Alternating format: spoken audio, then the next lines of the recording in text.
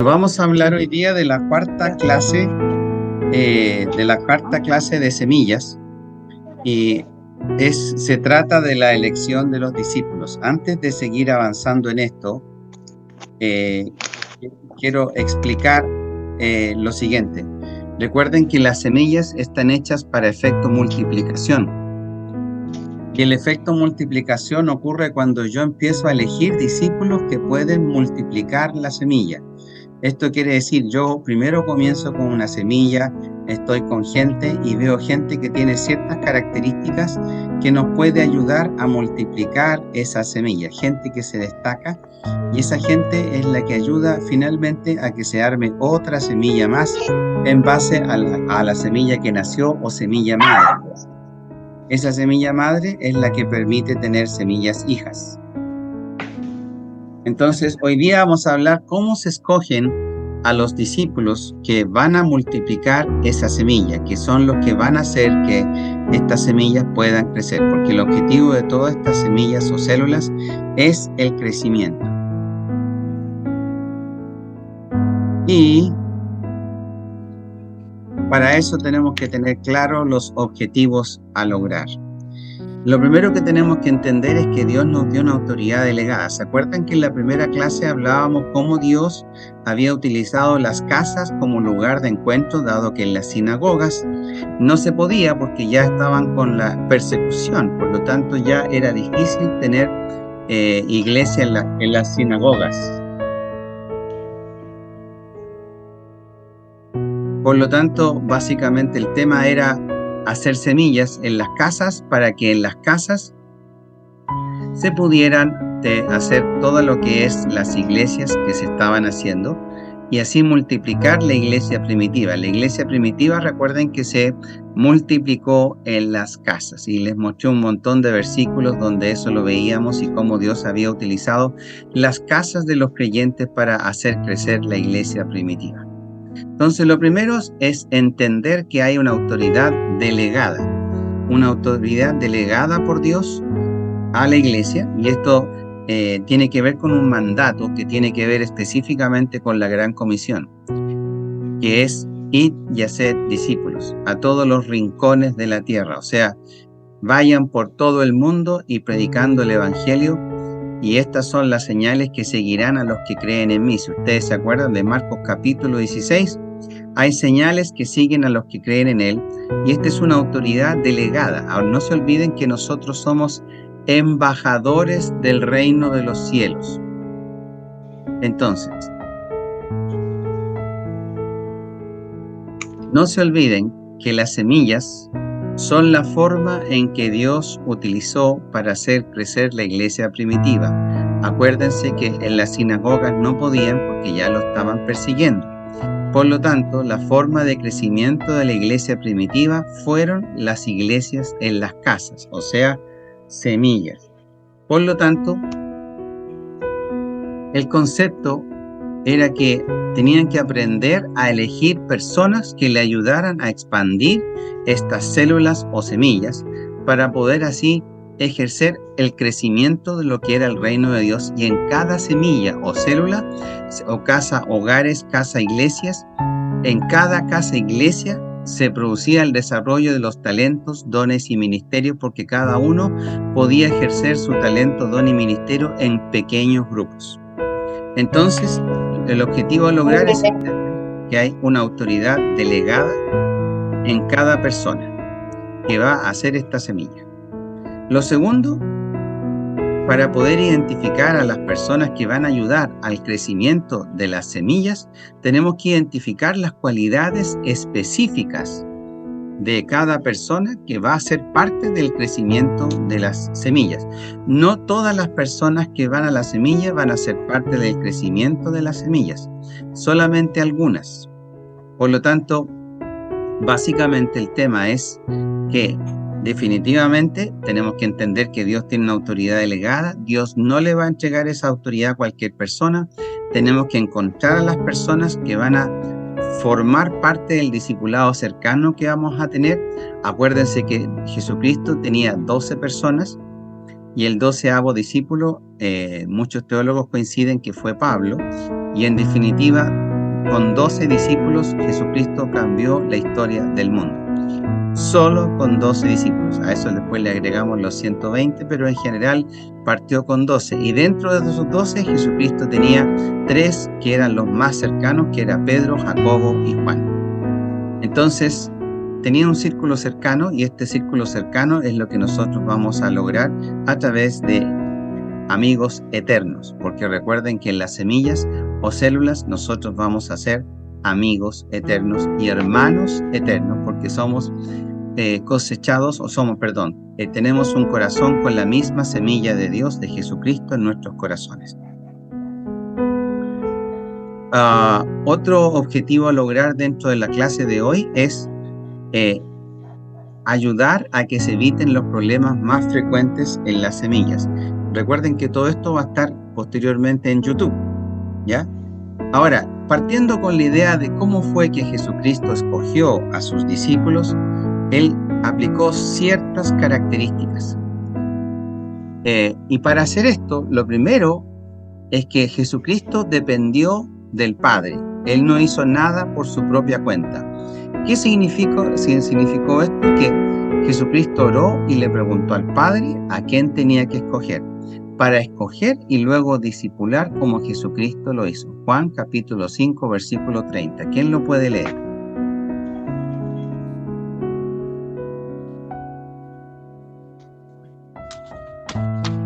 ¿Quién lo puede leer? Juan 5, 30.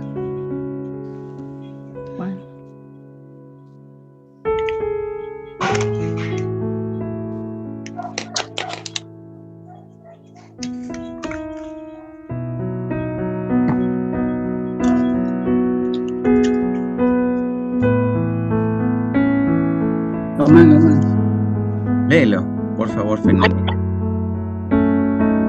No puedo yo hacer nada por mí mismo. Según oigo, así juzgo, y mi juicio es justo, porque no busco mi voluntad, sino la voluntad del que me envió, la del Padre. ¿Qué es lo que hacía entonces Jesucristo? ¿La voluntad de quién hacía Jesús? La del Padre. No se guiaba por sus pensamientos ni por lo que veía. Jesucristo hacía la voluntad del Padre. Para elegir a los discípulos cercanos que han de ser parte de esta visión que estamos teniendo, básicamente necesitamos entender que los discípulos se escogen en oración. Y ese es el segundo punto. O sea, Jesucristo oraba por ellos, y podemos leer ¿Dónde me dejaste la cartera? Juan capítulo 17, y podemos leer muchas cosas más, pero vamos a leer Lucas, cómo Jesucristo oró y cómo los discipuló. Janet, ¿tú podrías leer Lucas 6, 12 y 13?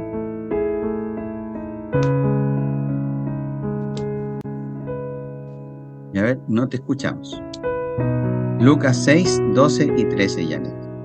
Le digo que me fueran a buscar la Biblia, ¿lo anoto mientras? Ya, o pedimos a otra persona. ¿Leo yo? Ya, léelo. ¿Ya leo yo? Vale. Lucas 6, 12 y 13 dijo. 12 y 13. Genial. Lee, Rosita. Ya, Lucas 12 y 13, en el nombre del Señor. En aquellos días él fue al monte a orar y pasó la noche orando a Dios. Y cuando era de día, llamó a sus discípulos y escogió a 12 de ellos, a los cuales también llamó apóstoles. Eso. Entonces, 12 y 13. ¿Cómo lo hizo para escoger a sus discípulos? Orando. Orando. O sea, él hacía la voluntad del Padre, pero él le preguntaba al Padre. Él oraba por ellos, los escogía y luego los discipulaba. Los discipulaba. Y además de eso, él tomaba iniciativas y los desafiaba. Por ejemplo, vemos Mateo capítulo 4, versículo 17 al 19. ¿Ya tienes la Biblia, Janet? Mateo 4. 17 al 19. Pastor, ¿lo leo yo? Bueno, léalo usted. Mateo. Dice: Desde entonces comenzó Jesús a predicar y a decir: arrepentíos, porque el reino de los cielos se ha acercado. Andando Jesús junto al mar de Galilea, vio a 2 hermanos Simón, llamado Pedro, y a Andrés su hermano, que echaban la red en el mar, porque eran pescadores. Y les dijo: venid en pos de mí, y os haré pescadores de hombres. ¿Qué es lo que le planteó Jesús a los discípulos?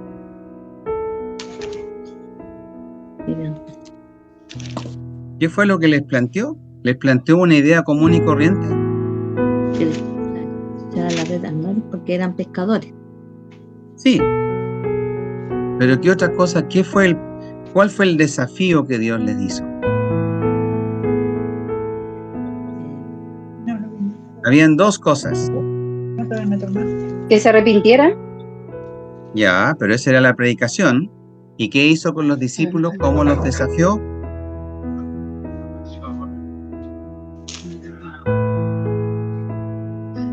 Desafió a seguir a Jesús. Y os haré pescadores de hombres. ¿Cierto? Entonces, lo que Jesucristo hizo con cada discípulo, una vez que ya los tenía escogidos, o sea, los iba a escoger incluso, los desafiaba. Ahora quiero que entiendan cuál fue el desafío de Jesús, que fue impresionantemente grande. Ellos no entendían el tamaño del desafío de Jesús. Pero cada vez que ustedes escojan a un discípulo, ustedes tienen que entender que es el mismo desafío que hizo Jesús. Me explico. Hoy día, ¿reina la oscuridad o reina la luz en la sociedad? ¿Qué es lo que más hay? ¿Hay bien o mal? Hay más mal. Hay más mal que bien. Ahora, Sí. ¿cómo creen ustedes que se puede mejorar esta sociedad? ¿Con política o mejorando el corazón del hombre y cambiando el corazón del hombre para que no haya maldad en él? ¿Cuál sería, creen Cambiando el ustedes? Cambiando el corazón, del hombre.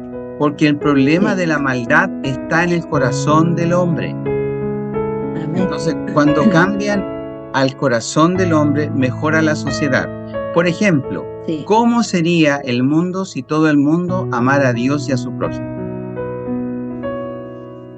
No habría Perfecto. tanta maldad. No habría No habría maldad, tanta maldad. ¿cierto? Ajá. Por lo tanto, Dios tiene razón. Por lo tanto, el desafío que Dios les estaba haciendo no era simplemente añadirse a una iglesia, porque no era el tema de Jesucristo. Jesucristo no estaba construyendo templos, ni estaba haciendo algo personal, estaba haciendo la voluntad del Padre, ni siquiera la propia. Por lo tanto, cuando Jesucristo los desafía, los está desafiando para mejorar al mundo. Ojo con lo que estoy diciendo. El desafío de Jesús era para que lo siguieran y se hicieran pescadores de hombres. Escúchenme muy bien. El desafío de Jesucristo para cada uno de sus vidas, independiente de la edad, es para que ustedes sean portadores de la luz en medio de la inmensa oscuridad que tenemos hoy. Nosotros somos la esperanza de este mundo. Porque cuando Dios entre al corazón de cada persona, la gente va a mejorar y va a ser más feliz. ¿Cierto que sí, Dolly? Así es. Así es. Así es. ¿Cierto que uno vive mejor con Cristo? Por lo tanto, ¿quién Amén. podría decir lo contrario? Imagínense que lleváramos esta solución a todas las personas. Bueno, de esto se trata esta visión, de cómo alcanzar más personas a través de las semillas. Sí. Entonces, ese es el punto. Ese va a ser el trabajo nuestro, pastor. Sí, porque tú tienes que ser parte de la luz en medio de la oscuridad. Ese es el objetivo de este proyecto, de que tú empieces a cumplir el gran mandamiento. No importa que lo hagas con una sola persona. Imagínense que cada uno de seres, cada persona de seres, discipulara a una sola persona durante este año, de marzo a diciembre. ¿Cuántos más se salvarían?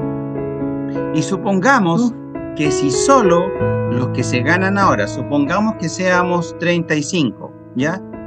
De esos 35, si cada uno discipula a uno, seríamos 70 a fin de año. 70. Y si esos Eso. 70 Eso fue lo que pasó, esto pasó mucho más acelerado en la iglesia primitiva, pero si esos 70 discipularan solo a una persona solo una persona, entonces se produciría el crecimiento del otro año a 140. 140 no se irían al infierno. ¿Ustedes entienden lo importante que es eso? Porque no estamos predicando para hacer crecer la iglesia. Estamos predicando para sacar gente del infierno. Yo quiero repetir eso. No estamos predicando para hacer crecer la iglesia.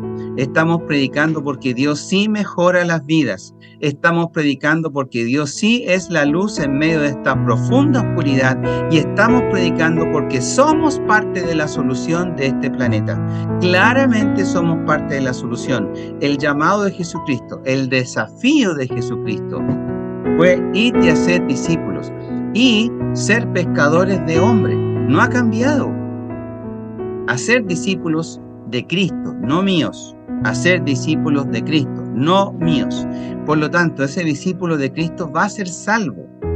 Ahora, cuando yo voy a buscar discípulos más cercanos, yo tengo que buscar, porque con esas personas cercanas es con la cual yo me tengo que multiplicar.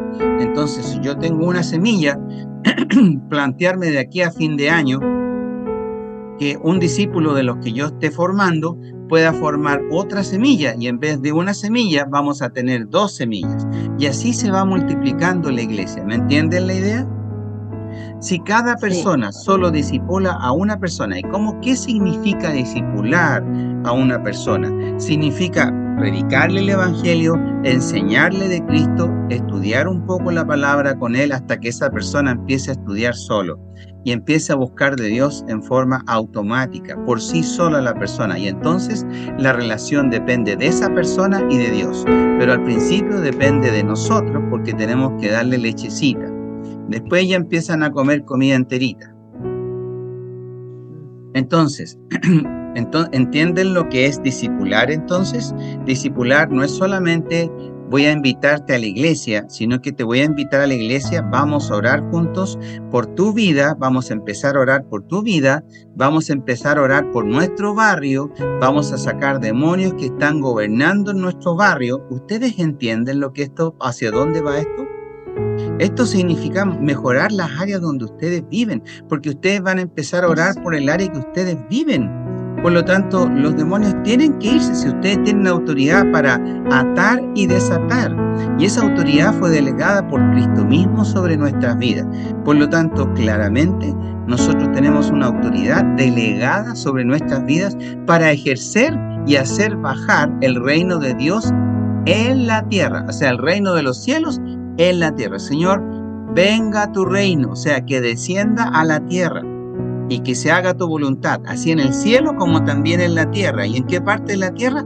Donde el cielo está trabajando, que somos nosotros los que estamos trabajando, porque nosotros somos la embajada y somos los embajadores de Cristo en la tierra. Entonces, ¿cómo se escoge un discípulo para poder hacer que esa semilla se pueda multiplicar? Primero, esa persona tiene que tener un deseo de conocer a Dios y entender que es parte de un ejército que va a mejorar la sociedad. No es una religión más, no es una doctrina más, es parte de un ejército que tiene que marcar una diferencia y tenemos que ser luz en medio de la profunda oscuridad. Recuerden la siguiente frase: cuanto más oscura es la noche, más brillan las estrellas. Y Dios necesita a ustedes para que brillen como estrellas, para que la oscuridad sea un poco más iluminada. Porque Dios nos eligió a los hombres para predicar a los hombres.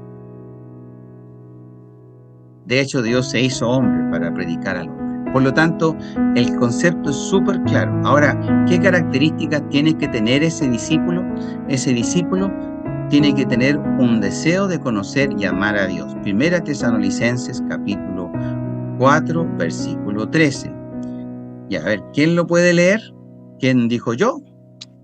Primera De Tesalonicenses 2:13. es este.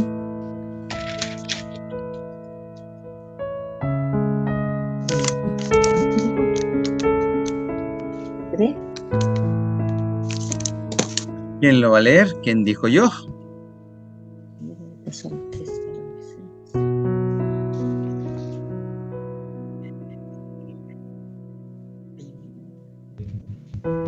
No todos juntos. Primera Tesalonicenses, ¿qué capítulo era? 2, versículo 13. 2, versículo 13, ya. Yo lo voy a leer. Ya. Primera Tesalonicenses, capítulo 2, 13, ¿cierto? Me parece que sí, estamos bien. Dice así: por lo cual también nosotros sin cesar damos gracias a Dios de que cuando recibisteis la palabra de Dios que oísteis de nosotros, la recibisteis como palabra de hombres, sino según es verdad, la palabra de Dios, la cual actúa entre vosotros los creyentes. ¿Cómo recibieron la palabra? ¿Bien o mal?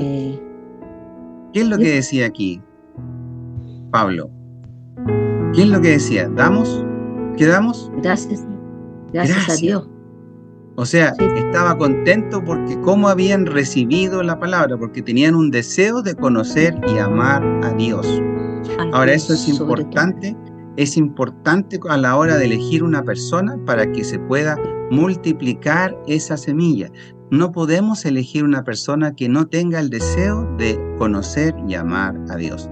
Lo segundo que tiene que tener como característica esta persona para poder ayudarnos a hacer crecer el evangelio y ayudarnos a sacar gente del infierno es la disponibilidad.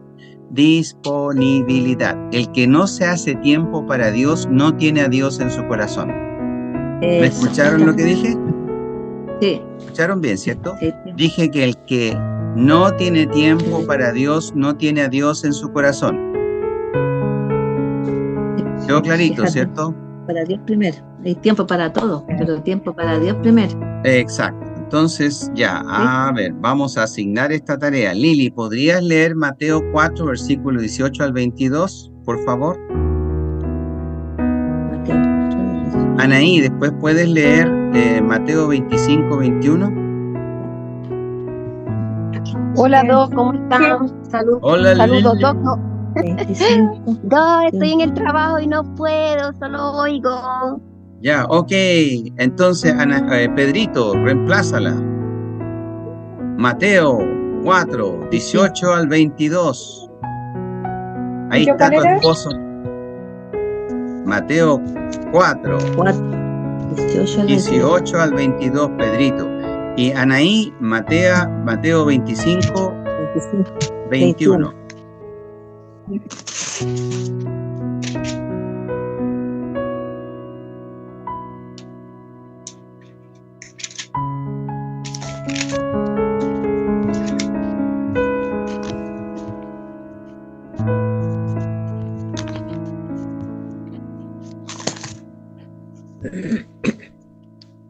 Ya, démosle, Pedrito. ¿No te escuchamos? Sí, ¿eh?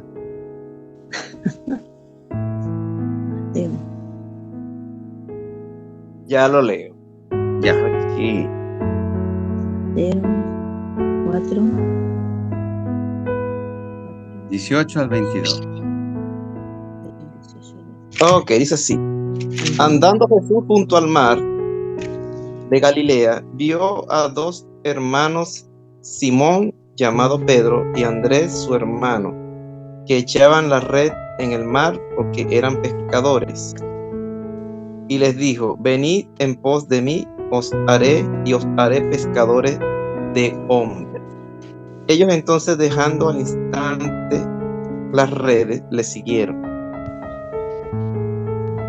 Pasando de allí, vio a otros dos hermanos, Jacobo, hijo de Zebedo, y Juan, su hermano, en la barca con Zebedo, su padre, que remendaban sus redes, y los llamó.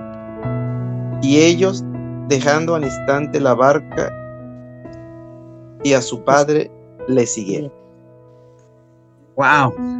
Uno lee esa parte y uno se pregunta, ¿y Jesucristo cuántas veces me ha llamado? ¿Y he tenido la misma disposición que tuvieron estos discípulos?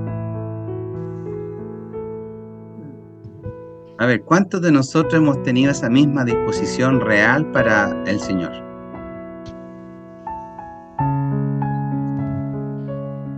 O sea, quiero que entiendan que estamos jugando las últimas fichas, estamos llegando al final de los tiempos, lo mires por el lado científico, lo mires por el lado cristiano, lo mires por donde miren, no jueguen, porque estamos en el tiempo final. Es importante que definamos que ahora hay que gastar tiempo en el reino de Dios para que la gente sea salva. Y hay que tener disponibilidad de tiempo. Y el que no tiene tiempo para Dios es muy sencillo, no tiene a Dios en su corazón. Es tan sencillo como eso. Ahora, fidelidad. Entonces, deseo de conocer y amar a Dios, segundo, disponibilidad. Tercero, fidelidad. Mateo 25, 21.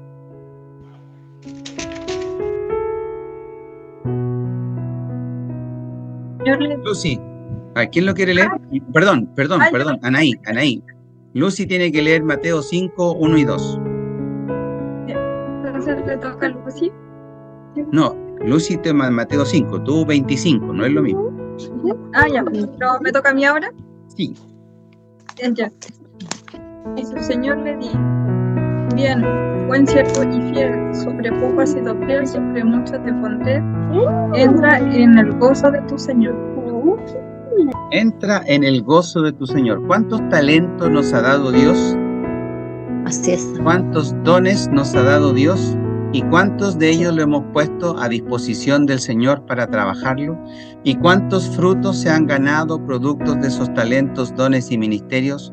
¿Cuántas personas le hemos ayudado a llevar a Cristo? ¿Cuánto hemos sido realmente fiel en trabajar el regalo que Dios nos dio para luego invertirlo y hacer y dar mucho fruto? Esas son preguntas que tenemos que responder en esto que estamos haciendo, ¿ok? Entonces, fidelidad es muy importante. La fidelidad a Dios implica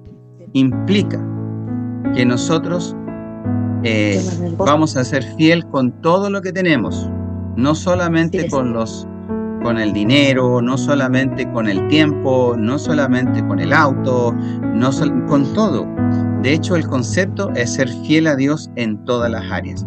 Otro concepto importante que cada uno de nosotros tiene que tener, y los futuros discípulos que vamos a ayudar a tener también, es enseñabilidad. Tienen que ser enseñables. Si no son enseñables, no son discípulos. Porque aquel que no quiera aprender lo que Cristo tiene que enseñarle, entonces ¿cómo va a crecer hasta llegar a la estatura del varón perfecto? Eso es imposible. Por lo tanto, para que alguien crezca y llegue a la estatura del varón perfecto, tiene que ser enseñable en lo que Cristo enseñó. Y si sigue con su ego y sigue creyéndose dueño de la verdad, nunca va a conocer la verdad que es Cristo mismo. Mateo capítulo 5, versículo 1 y 2, Lucy.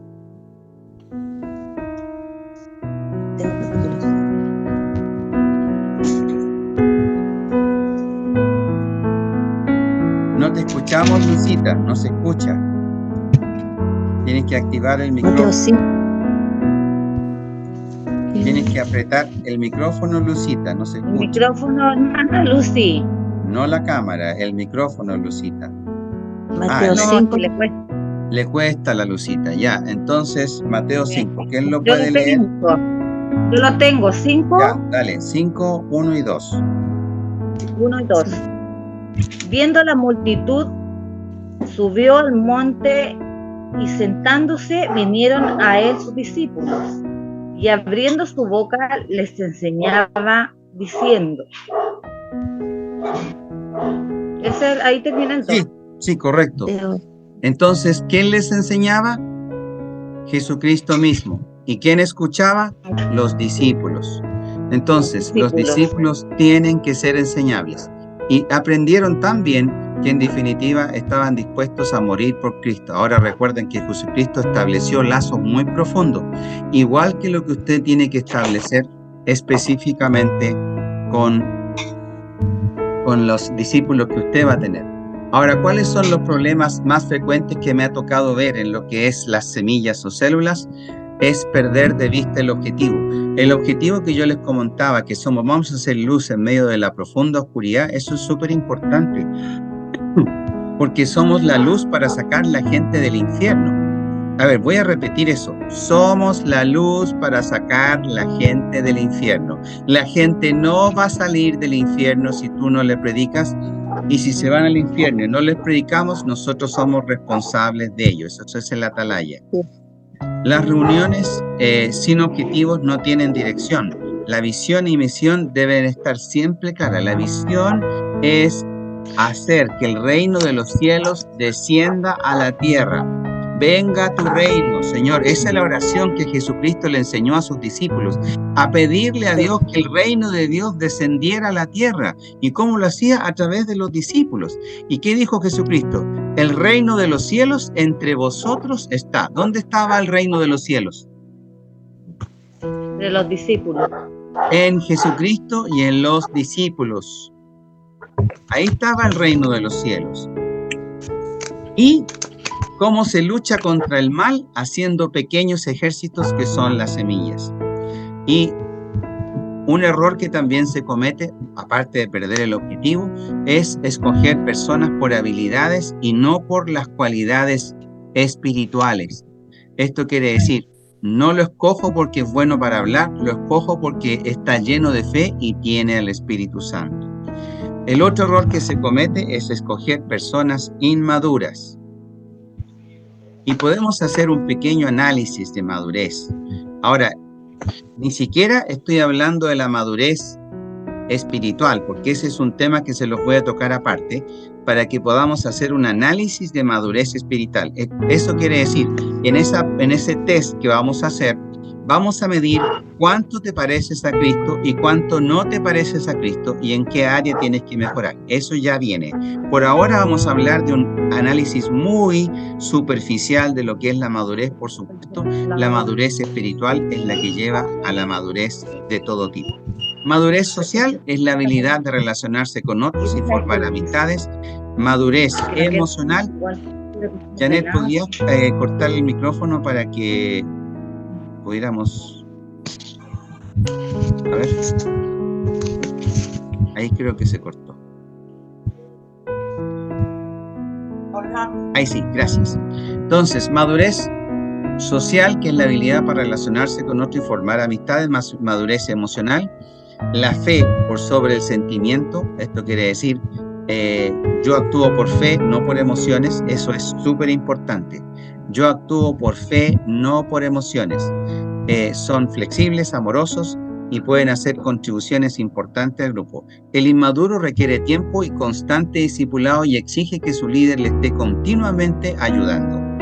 Entonces, esa es una inmadurez emocional. Ahora, la madurez personal es la capacidad de cumplir con los compromisos y sus responsabilidades.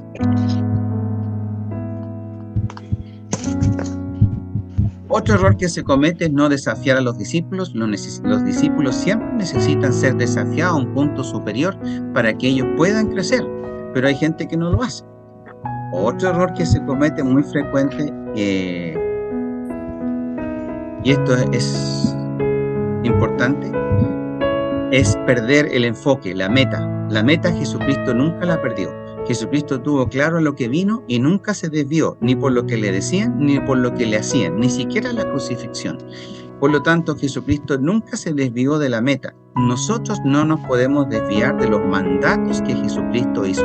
Jesucristo dijo, id y haced discípulos, y a mí me toca id y haced discípulos. No de los que ya están, sino de los que han de venir para sacarlos del infierno. Por lo tanto, esto es la meta que Dios nos ha dado. El enfoque de la semilla es hacia afuera, no hacia adentro de la iglesia, hacia afuera para llegar a las personas. Bien, ahí hemos terminado esta clase.